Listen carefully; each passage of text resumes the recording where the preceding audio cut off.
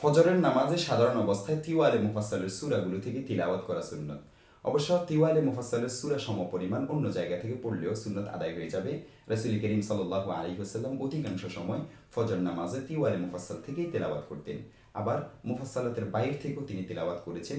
মুফাসসালাতের বাইর থেকে এই ধরনের লম্বা কেরাত তিনি পড়েছেন, এই মর্মে একাধিক হাদিস বর্ণিত হয়েছে। সিমাক ইবনে হারব বলেন, আমি জাবির ইবনে আব্দুল্লাহ রাদিয়াল্লাহু তাআলা আনহুকে রাসূলুল্লাহ সাল্লাল্লাহু আলাইহি ওয়াসাল্লামের নামাজ সম্পর্কে জিজ্ঞাসা করলে তিনি বলেন, রাসূল সাল্লাল্লাহু আলাইহি ওয়াসাল্লাম ফজরের নামাজে সূরা কফ এবং এ ধরনের অন্য সূরা পাঠ করতেন।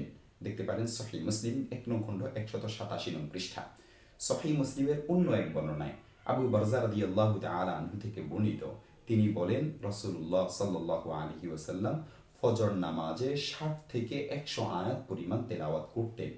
সহিহ মুসলিম ১ নং খণ্ড ১৮৭ নং পৃষ্ঠা। তাই কোনো ওজর না থাকলে ফজর নামাজে অধিকাংশ সময় তিওয়ালে মুফাসসাল থেকেই পড়া উচিত।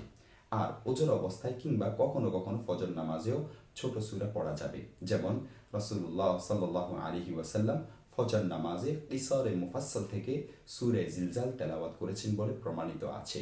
সুনানে আবু দাউদ ১ নং খণ্ড ১২৩ নং পৃষ্ঠা দেখতে পারেন। অনুরূপ বাকি ৪ ওয়াক্তের কিরাতেও রাসূল সাল্লাল্লাহু আলাইহি ওয়াসাল্লাম কখনো কখনো মুফাসসালাতের বাইরে থেকেও তেলাওয়াত করেছেন, এমন বর্ণনা বিভিন্ন হাদিসের মধ্যে এসেছে।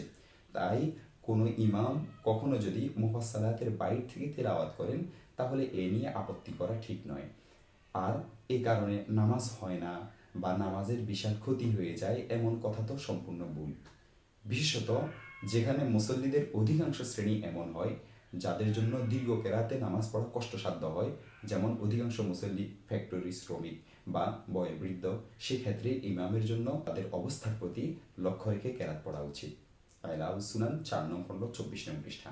তবে এ ধরনের মুসল্লিদেরকেও সুন্নতের গুরুত্ব ও ফজিলত বলে